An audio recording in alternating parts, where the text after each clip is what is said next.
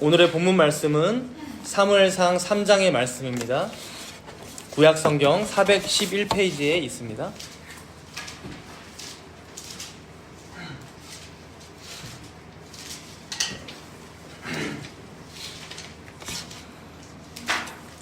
사무엘상 3장 1절에서 21절까지 말씀인데 봉독은 제가 1절에서 9절만 봉독하도록 하겠습니다. 1절에서 9절 봉독합니다. 아이 사무엘이 엘리 앞에서 여호와를 섬길 때에는 여호와의 말씀이 희귀하여 이상이 흔히 보이지 않았더라. 엘리의 눈이 점점 어두워가서 잘 보지 못하는 그때에 그가 자기 처소에 누웠고 하나님의 등불은 아직 꺼지지 아니하였으며 사무엘은 하나님의 궤에 있는 여호와의 전 안에 누웠더니 여호와께서 사무엘을 부르시는지라. 그가 대답하되 내가 여기 있나이다 하고 엘리에게로 달려가서 이르되 당신이 나를 부르셨기로 내가 여기 있나이다 하니 그가 이르되 나는 부르지 아니하였으니 다시 누우라 하는지라. 그가 가서 누웠더니 여호와께서 다시 사무엘을 부르시는지라. 사무엘이 일어나 엘리에게로 가서 이르되 당신이 나를 부르셨기로 내가 여기 있나이다 하니 그가 대답하되 내 아들아 내가 부르지 아니하였으니 다시 누우라 하니라. 사무엘이 아직 여호와를 알지 못하고 여호와의 말씀도 아직 그에게 나타나지 아니한 때라. 여호와께서 세 번째 사무엘을 부르시는지라. 그가 일어나 엘리에게로 가서 이르되 당신이 나를 부르셨기로 내가 여기 있나이다 하니 엘리가 여호와께서 이 아이를 부르신 줄을 깨닫고 엘리가 사무엘에게 이르되 가서 누웠다가 그가 너를 부르시거든 내가 말하기를 여호와여 말씀하옵소서 주의 종이 듣겠나이다 하라 하니 이에 사무엘이 가서 자기 처소에 누우니라. 아멘. 우리가 지금까지 사무엘상 1장과 2장의 내용을 봤지만 이 사무엘상 초반의 내용을 보면 그 시대가 정말 암울하고 어두웠던 시대임을 알 수 있었습니다. 한나라는 여인 한 명에게 찾아온 불임의 고통이었지만 그것을 통해 당시 시대가 얼마나 괴로운 시대였었는지를 우리는 엿볼 수 있었죠.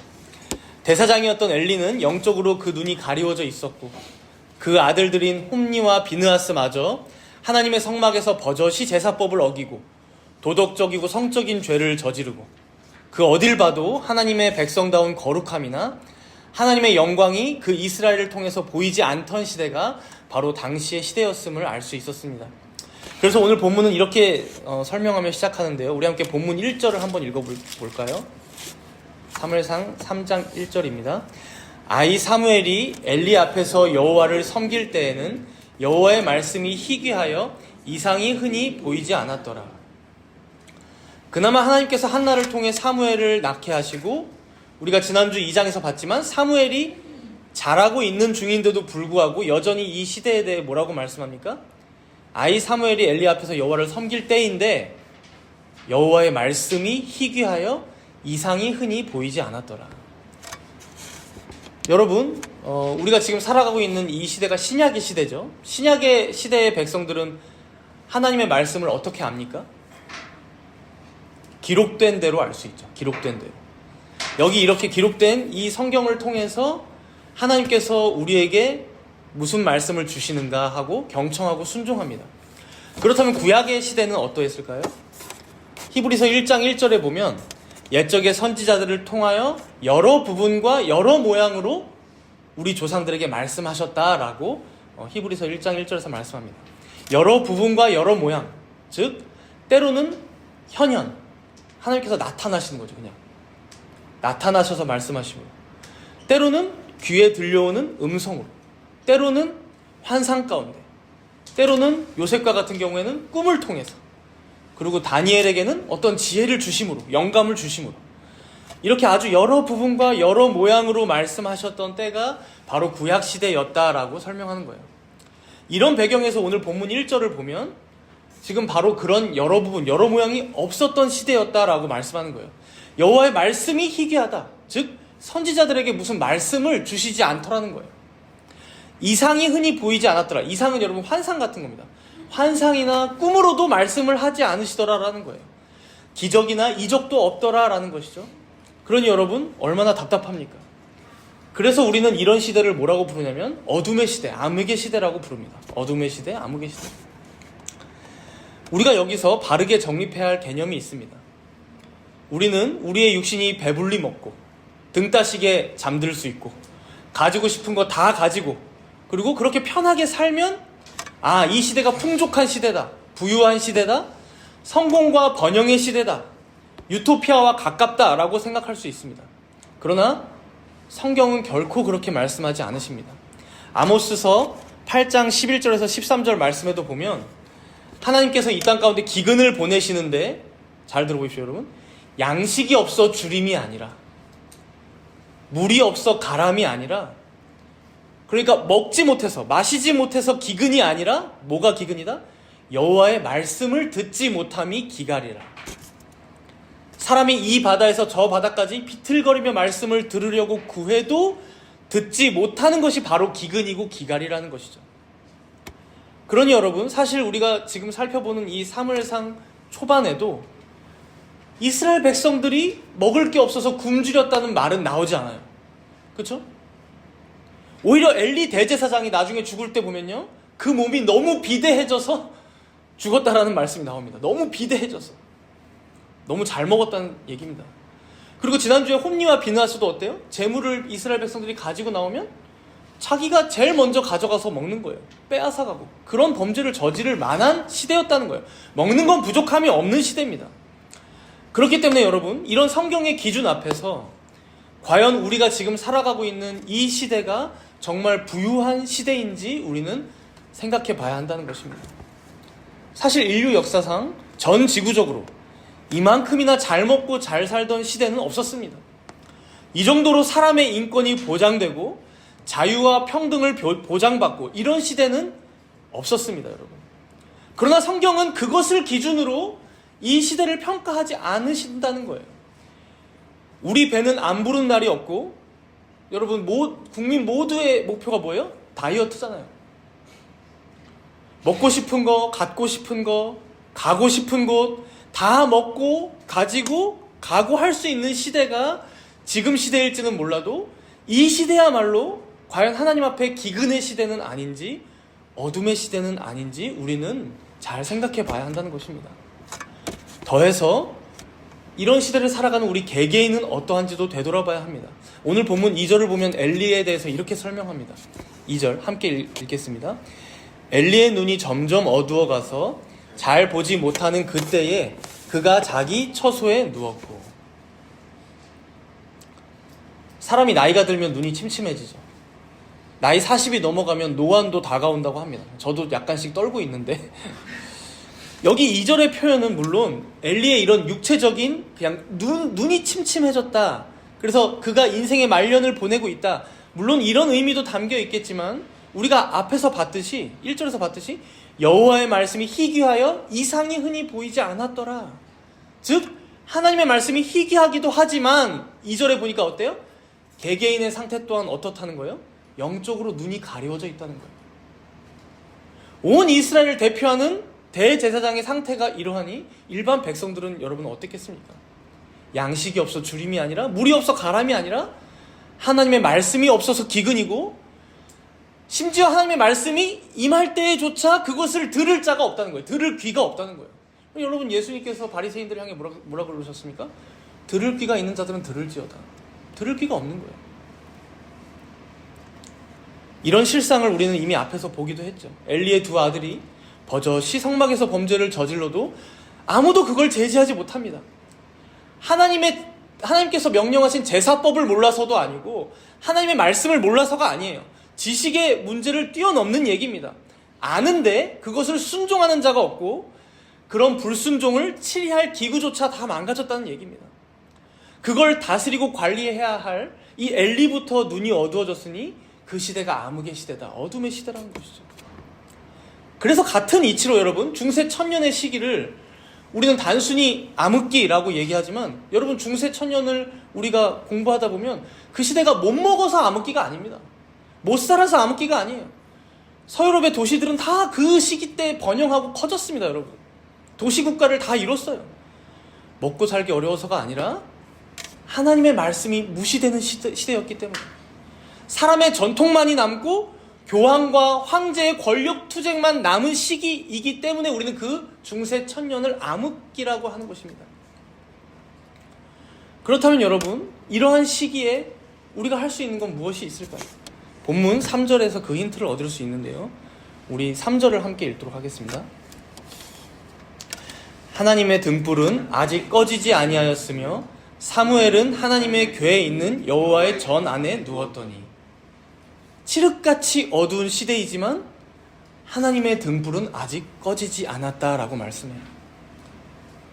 여러분, 우리가 가끔 이런 시대를 살아가다 보면 내가 뭔가를 해야 하지 않는가? 내가 여기서 어떤 역할을 해야 하는데, 내가 뭔가 성과를 내고 내가 좀 이뤄봐야 하는데, 이런 사명의식을 가질 때가 있습니다.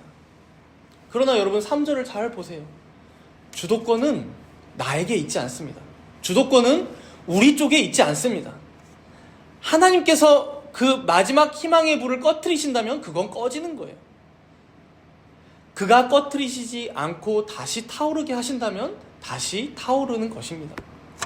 참으로 다행이고 감사한 일은 우리 주님은 너무나 자비롭고 그 사랑과 긍휼이 풍성하신 하나님 아버지시라는 것입니다. 여기 3절을 읽으면 여러분 그 말씀이 떠오르죠? 상한 갈대 꺾지 않으시고 꺼져가는 등불을 끄지 않으시는. 사랑하는 여러분, 우리의 처지, 우리의 위치, 우리의 모습은 어떠합니까? 항상 상한 갈대와 같고 항상 꺼져가는 등불만 같습니다. 여기서 꺼져가는 등불 같다 할 때는 이거 심지를 얘기해요. 심지. 그러니까 기름은 이미 다 떨어졌고 심지만 남아서 매캐한 냄새를 내뿜으면서 마지막으로 타고 있는 꺼져가는 심지를 얘기해요. 그러니까 곧 다 타버려서 없어져도 이상하지 않을 심지입니다. 그런데 우리 주님은 어떻게 하신다는 거예요? 아직 하나님의 등불은 꺼지지 않았다는 거예요. 우리 주님이 살아계시는 한 하나님의 백성들을 붙잡고 계시다라는 거예요. 우리가 무엇을 해서, 무엇을 노력하고, 무엇을 잘하고, 무엇을 열심히 해서가 아니라 그저 하나님의 은혜로 하나님의 역사가 더 흘러가는 것을 우리는 보는 거예요. 그래서 여기 3절에 보면 사무엘이 어디 있다라고 합니까, 여러분? 사무엘이 어디에 누워 있다고 해요? 사무엘은 하나님의 궤에 있는 여호와의 전 안에 누웠더니. 이제 이걸 보면 사무엘이 언약궤가 안치되어 있던 지성소 안에서 잠을 잤나? 뭐 이렇게 생각할 수 있는데요. 여러분, 지성소는 1년에 딱 한 번 대제사장만 들어갈 수 있는 곳이에요. 그러니까 그렇게 볼 수가 없는 것이고, 앞에 2절에서도 엘리의 눈이 어두웠다라는 것을 이제 단순히 육신적인 표현으로만 보지 않고 영적으로 해석했던 것처럼 여기 사무엘이 하나님의 궤가 있는 여호와의 전 안에 누웠다라는 것도 사무엘의 어떤 영적인 위치로 해석해야 합니다. 아마 육신적인 위치는 성막 주변에 아마 대제사장인 엘리도 그렇고 사무엘도 그렇고 잠자는 곳이 있었을 거라고 다들 파악합니다. 즉 하나님께 버림받은 홈리와 비느하스와는 다르게, 그리고 2절에서 자기 처소에 누웠다는 그 엘리와도 다르게 하나님과 가장 가까이에는 누가 자라고 있었다? 사무엘이 자라고 있었다라고 영적인 위치를 말씀하시면서, 그래서 아직 등불을 꺼뜨리지 않았다라고 말씀하시는 거예요. 그러니까 이 시대는 여전히 어둡지만 마치 그 작은 촛불이 환하게 비추고 있듯이 이 다음을 하나님께서는 준비하고 계셨다라는 거예요. 이 내용이 이제 4절부터 이어지는 한편의 에피소드를 통해 나타납니다. 여러분, 눈으로 한번 4절에서 9절까지를 보시면서 하나님께서 사무엘을 몇 번 부르시는지를 한번 보세요. 질문지 2번인데 4절에서 9절까지 하나님께서 사무엘을 몇 번 부르시고 계신지. 총 신주원 어린이 총 몇 번 부르시죠? 4절에서 9절까지.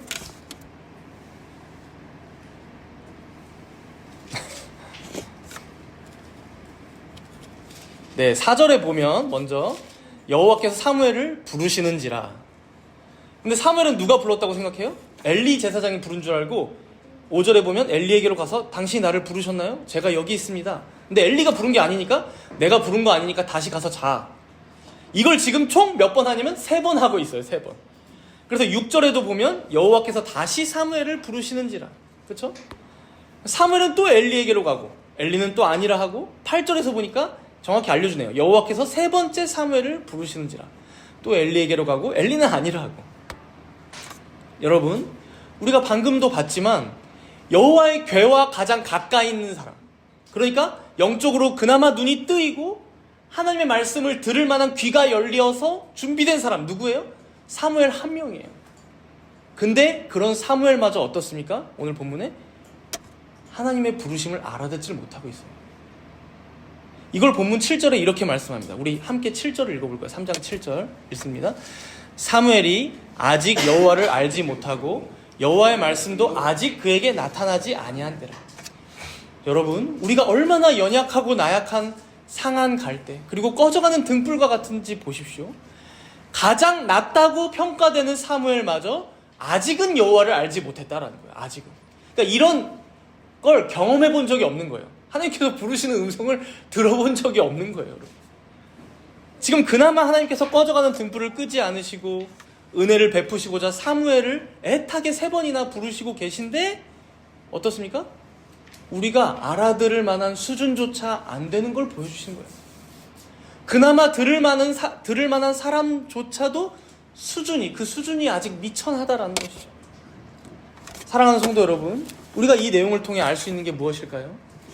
여기 본문 4절에서 10절까지를 보면요, 오늘 질문지 2번에 또 2번인데 이 여호와께서 사무엘을 부르시다, 이 부르다, 카라라는 단어가 무려 11번이나 등장합니다. 11번. 한글로도 보니까 그 단어 그대로 표현해서 부르다라는 말이 11번이나 나와요. 그러니까 어두운 시대 가운데에도 하나님께서 자기 백성들을 얼마나 애타게 찾고 부르시고 계신지를 오늘 본문은 말씀해 주고 계신 거예요. 그래서 어떤 신학자는 이 본문을 통해서 여호와의 친절하심과 여호와의 그 온유하심이 얼마나 승하신지를 봐라라고 말씀해요. 여호와의 음성을 들을 자도 없고 들어도 깨닫지 못하는 시대임에도 불구하고 우리 주님은 계속해서 꾸준히 자기 백성들에게 말씀으로 공급하여 주시고 만물과 역사를 통해 계시하시고 계속해서 가르치시고자 바른 길로 인도하시고자 온유하게 친절하게 우리를 부르고 계신다는 거예요. 문제는 무엇입니까? 우리의 부족함이라는 것이죠. 우리의 불순종이고 우리의 연약함이고 우리의 미숙함이지 우리 하나님께서는 자신의 말씀으로 끊임없이 자기 백성들에게 말씀하시고 부르신다는 것이죠. 그러니 사랑하는 여러분, 우리가 할 수 있는 것은 무엇입니까? 사무엘처럼 하나님의 궤가 있는 그 하나님의 전 안에 누워 그의 음성을 기다리며 그의 말씀에 청종하는 것입니다. 물론 이 시대에는 구약처럼 언약궤도, 성막도, 하나님의 음성도 직접적으로 우리 눈에 보이거나 들려오지 않아요. 신약 시대에는 어떤 방식으로 이 사무엘처럼 할 수 있을까요? 우리 자신이 먼저는 이 엘리처럼 영적인 눈이 가리워져 있는 것은 아닌지 항상 되돌아보며 살펴야 하는 것이죠. 우리 자신이 아직 사무엘처럼 비록 미숙하고 부족하지만 하나님 알기를 갈망하며 거룩한 그의 성도로서 잘 자라가고 있는지 내 자신을 또 교회 안에서 서로가 서로를 점검해야 한다는 것이죠. 그래서 이것은 여러분 단순히 머리가 똑똑하다고 되는 것도 아니고 혹은 우리가 세상에서 뭔가 내세울 만한 자랑할 만한 것이 있어서 되는 게 아닙니다.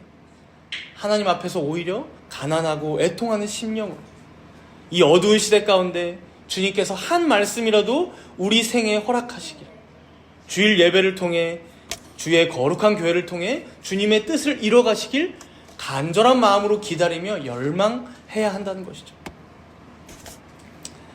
그렇다면 이제 하나님의 말씀이 들려올 때 어떻게 해야 하는지 이제 엘리가 사무엘에게 가르쳐주는 내용인데요. 질문지 3번의 내용입니다. 전체적으로는 우리 함께 본문 9절을 한번 읽어볼까요?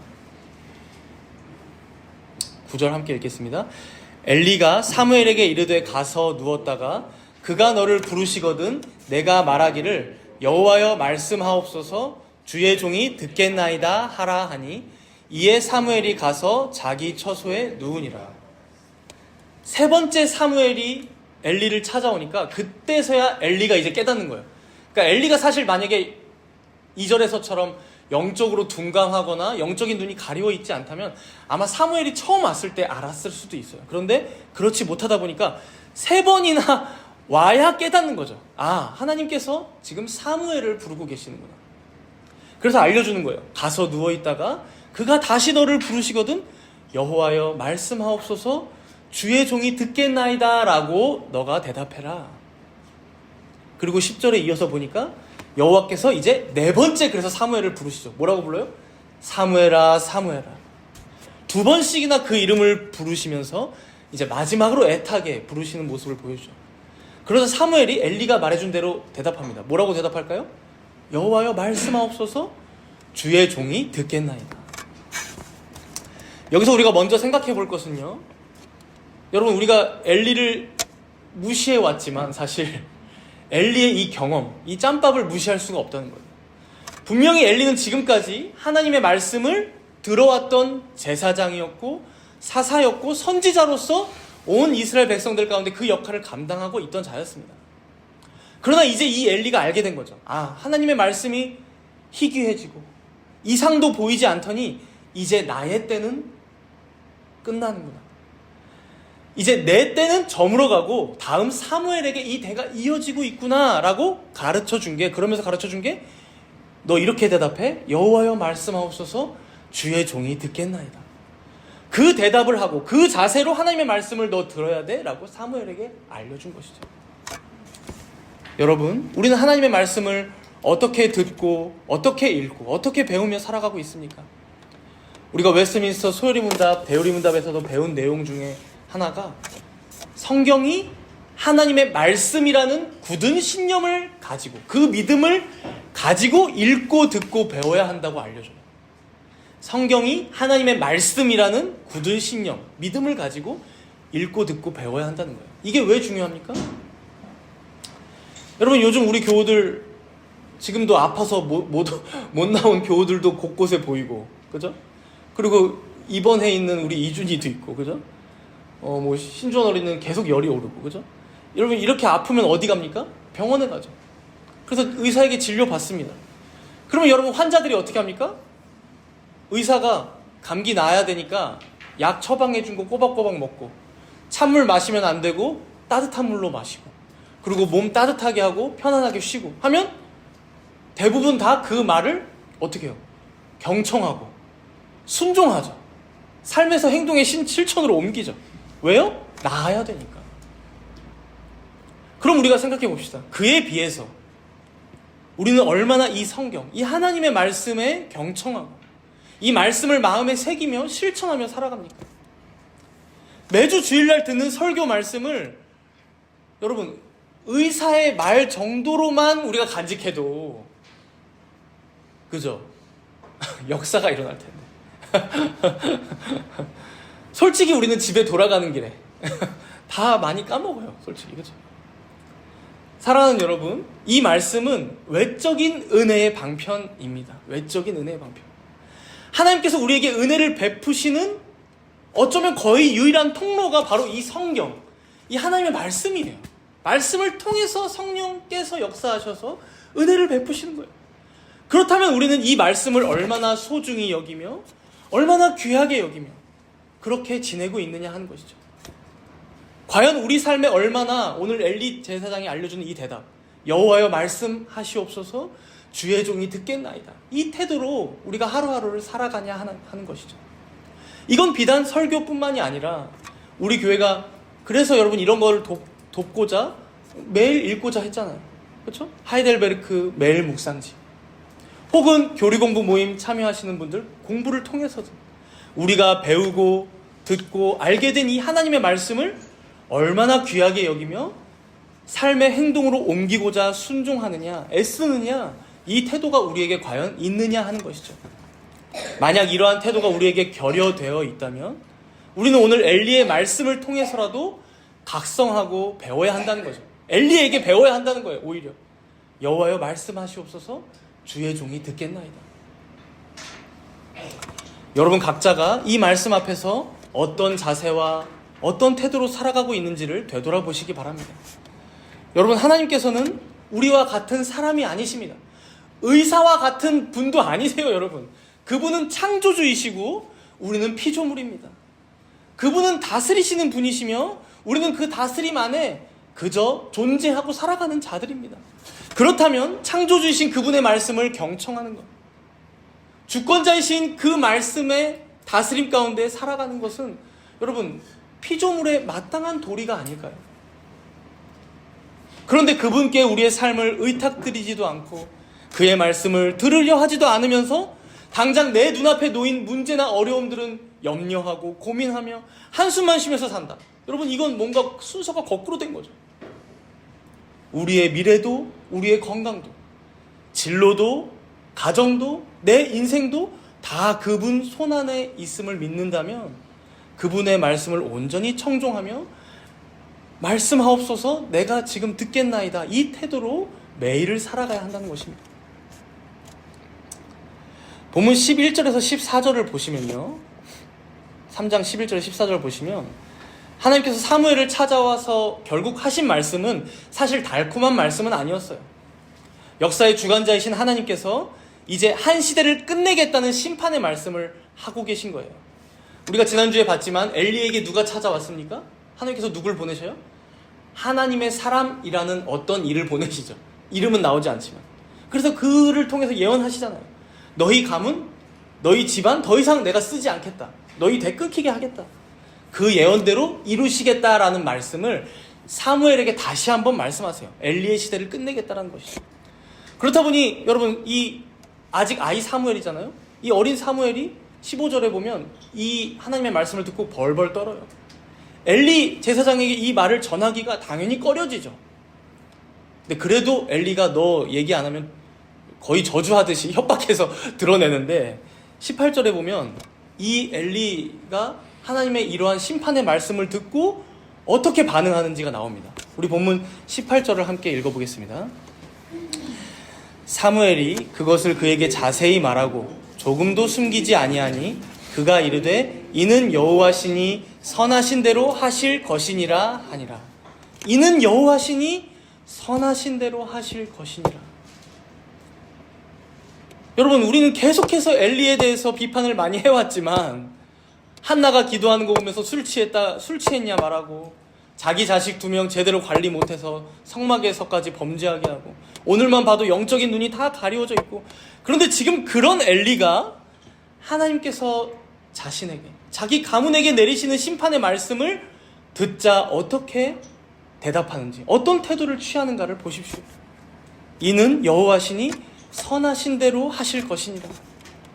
복잡하지가 않습니다. 여호와가 누구냐? 만군의 여호와, 만물의 주관자시니 그가 말씀하셨다면 그 선하신 대로 이루어질 것이다. 무슨 선하신 일? 바로 내가 망하는 일, 내가 심판받는 일, 나와 내 아들과 우리 가문이 영원히 저주받는 일, 그마저도 하나님께서 하신다면 선하시다. 그러니 그가 이루실 것이다. 사랑하는 성도 여러분, 우리 시대가 안타까운 점이 바로 이 점인 것 같아요. 우리가 그렇게 엘리를 뭐라 하고 비판하겠지만 솔직히 엘리 정도의 수준이 우리가 안 되는 거예요. 우리 시대가. 엘리는 지금 그것이 강제이든 자발적이든 주님께서 말씀하시자 자신이 물러날 때를 겸허히 받아들이고 있어요. 사무엘에게 이 리더십이 이양되는 것을 선하게 여기고 있습니다. 왜 그렇습니까? 하나님께서 하시는 일이니까. 나에게 주도권이 없음을 알아요. 그러나 여러분, 우리 한국의 교회들을 보면 어떻습니까? 자기가 가진 그 자리, 그 위치, 그 기득권, 그 담임 목사 자리, 그렇죠? 어떻게든 끝까지 원로 목사가 되려는 그 태도, 여러분 얼마나 이것이 집착을 부리는지요. 하나님의 말씀대로 성경 말씀을 기준으로 들으려고 하는 자세와 태도가 없는 거예요.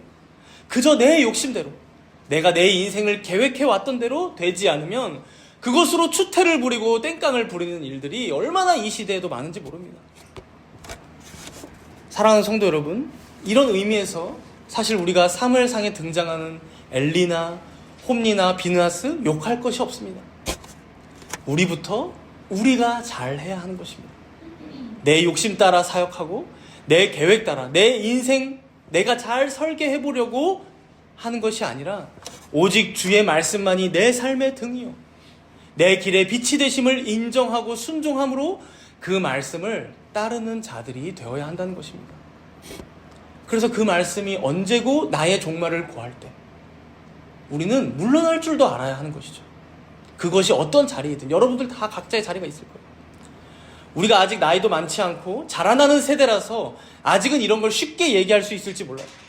그러나 여러분, 이걸 지금부터 부단히 경계하며 훈련하지 않으면, 그러니까 모든 주권이 하나님께만 있음을 인정하고 고백하며 하나님의 말씀만이 유일한 우리의 삶의 규칙입니다, 이렇게 살아가는 훈련을 해놓지 않으면 여러분, 우리도 언제 어느 때고 우리가 어느 위치에 가게 되었을 때 우리의 후배들이, 우리의 다음 세대들이 눈살을 찌푸리며 우리를 바라보게 될지도 모릅니다. 그러니 사랑하는 여러분, 오늘 본문에서 특별히 엘리를 통해 가르쳐주고 있는 이 두 가지 태도, 여호와여 말씀하옵소서, 주의 종이 듣겠나이다. 이는 여호와시니 선하신 대로 하실 것이니라. 하나님께서 말씀하실 때 우리의 대답이 바로 이러해야 한다는 것입니다. 만약 그렇지 못하다면 우리는 아직 어둠 후의 빛을 맞이할 준비가 되지 않았다고 볼 수 있습니다. 오늘 본문은 어둠으로 시작하고 있었지만, 어둠의 시대 가운데 시작하고 있었지만, 오늘 설교의 제목처럼 어둠 후의 빛으로 마치는 것을 볼 수 있습니다. 사실 어둠 후의 빛이라는 구호는요, 저기 스위스 제네바에 가면 최근에 우리 병준 형제도 가서 사진 찍고 왔던데, 그죠?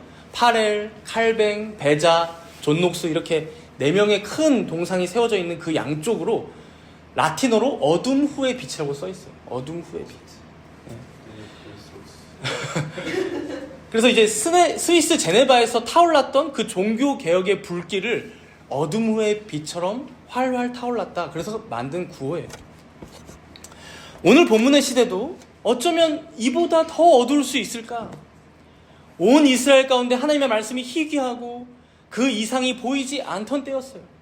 그러나 우리가 봤듯이 그런 중에도 하나님께서는 꺼져가는 등불을 꺼뜨리지 않으시고 사무엘이라는 작은 아이를 통해 역사를 이어가시는 것을 볼 수 있다는 것이죠. 여러분, 어둠 후의 빛, 질문지 4번이죠. 그렇죠? 여러분, 이 과정이요, 사무엘을 3번 불러도 알지 못하고, 그죠? 말년에 엘리가 알려줘야 겨우 알 수 있는 그런 지난한 과정이지만 그 과정을 지나게 하시고 하나님께서는 결국 오늘 본문 19절의 역사를 이루신다는 거예요. 우리 19절과 20절을 읽어보면 왜 어둠 후에 빛이 타오르고 있다고 했는지 알 수 있습니다. 우리 19절과 20절 함께 읽습니다. 사무엘이 자라매 여호와께서 그와 함께 계셔서 그의 말이 하나도 땅에 떨어지지 않게 하시니 단에서부터 브엘세바까지의 온 이스라엘이 사무엘은 여호와의 선지자로 세우심을 입은 줄을 알았더라. 우리는 간혹 하나님께서는 전능하신데 차라리 한 번에 사무엘을 확 키워주시고 한 번에 사무엘을 딱 깨닫게 하셔서 짠 하고 역사 속에서 등장시켰으면 좋겠는데, 그러니까 단숨에 어둠을 물러가게 하고 빛이 딱 임하면 좋지 않을까 싶은데, 여러분, 우리가 자식 키워도 그렇잖아요. 이준이 아픈 거 경험하지 말고 그냥 확 크면 제일 편하잖아요. 그렇죠?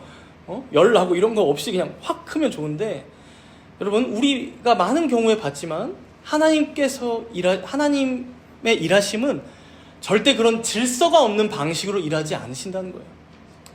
타락한 제사장 엘리라고 할지라도 사무엘을 그 밑에서 자라게 하신다는 거예요.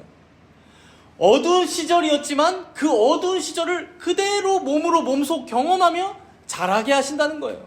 그래서 때로는 미성숙한 시절을 보내게 하시고 연약한 시절을 보내게 하시고 부족한 시절을 지나게 하심으로 그 시간이 지나고 나서야 성숙하게 하신다는 거예요. 그래서 오늘의 본문의 이 결과를 맞이하게 하시는 거죠. 사무엘이 자라매 여호와께서 그와 함께 계셔서 그의 말이 하나도 땅에 떨어지지 않게 하시니 단에서부터 브엘세바까지의 온 이스라엘이 사무엘은 여호와의 선지자로 세우심을 입은 줄 알았더라. 여러분, 아이 사무엘이 선지자 사무엘이 되는 과정이에요.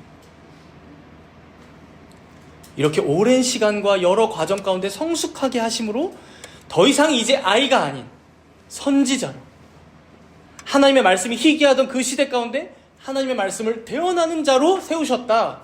그리고 그것을 온 이스라엘이 다 알게 되었다라고 말씀하는 것이죠. 어둠 후에 빛이 오는 것이죠. 그러니 여러분, 모든 주권이 하나님께 있다는 것이야말로 아직은 우리의 소망이 끊이지 않았다라는 것을 뜻합니다. 자비로우신 하나님 아버지께서 그 전보다 더 밝은 빛으로 우리를 인도하실 것이기 때문이죠. 엘리에게서 사무엘에게로, 홈리와 비느하스가 아니라 한나라는 연약한 여성을 통해 태어난 그 사무엘을 통해서, 엘리 아래에서 자라게 하신 그 사무엘을 통해서 온 이스라엘 가운데 말씀이 전파되게 하셨다는 거예요. 그래서 사실 오늘 본문의 마지막은 여러분 3장 21절이 아닙니다. 4장 1절의 앞부분 딱 있죠? 그 두 줄을 한번 읽어보겠습니다. 사무엘의 말이 온 이스라엘에 전파되니라. 여기까지가 사실 오늘 본문의 마지막입니다. 어둠 후에 빛이 오는 것은 사무엘의 잘남도 아니고 엘리의 준비도 아니었습니다. 오히려 엘리는 타락했고 그의 아들들은 부패했으며 사무엘 또한 여전히 미성숙하고 부족했습니다. 그러나 하나님께서 이루고 계신 일을 보십시오. 사무엘의 말이 온 이스라엘에 전파되니라. 결국 자신의 뜻을 이루시는 하나님의 주권을 우리는 볼 수 있습니다. 여러분, 이 주권을 신뢰하는 여러분이 되시기를 바랍니다. 그리고 이 주권을 가지신 하나님께서 여러분들께 말씀하실 때에 어느 때든지 여호와여 말씀하옵소서, 주의 종이 듣겠나이다. 선하신 대로 주님께서 뜻대로 하실 것입니다 라고 대답하며 고백하는 여러분 되시기 바랍니다. 그렇게 하나님의 말씀을 청종하고 순종함으로 사무엘과 같이 하루하루 자라나가는 모든 정다문교회 성도님들 되시기를 축복합니다. 함께 기도하도록 하겠습니다. 우리 오늘 들은 말씀을 기억하며 기도하겠습니다. 먼저 우리들이 하나님 앞에서 과연 부요한 자로 살아가고 있는지를 되돌아봅시다. 우리에게 오는 기근은 여러분 먹지 못해서 마시지 못해서 기근이 아님을 알았습니다. 하나님의 말씀이 우리의 삶을 지도하시고 이끄시지 않는다면 바로 그것이 기근임을 우리가 알았습니다. 우리가 매번 하나님의 말씀을 듣고 배우면서도 그 하나님의 말씀을 청종하지 않고 순종하지 않고 따르지 않고 살아가고 있진 않았는지, 이러한 기근과 같은 때를 지나고 있진 않았는지 되돌아보며 회개하도록 하겠습니다. 또한 오늘도 그런 우리를 애타게 부르시는 하나님의 말씀 앞에 여호와여 말씀하옵소서, 주의 종이 듣겠나이다. 여호와여 선하신 당신의 뜻대로 이루실 것입니다 고백함으로 순종하는 우리 모두가 되게 해달라고 우리 함께 잠시 동안 간절히 기도하도록 하겠습니다.